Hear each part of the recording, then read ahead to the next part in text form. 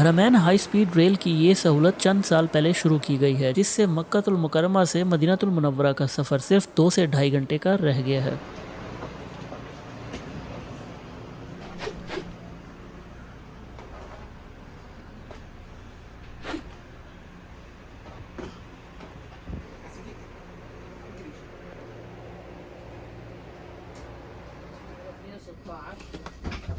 واحد هنا.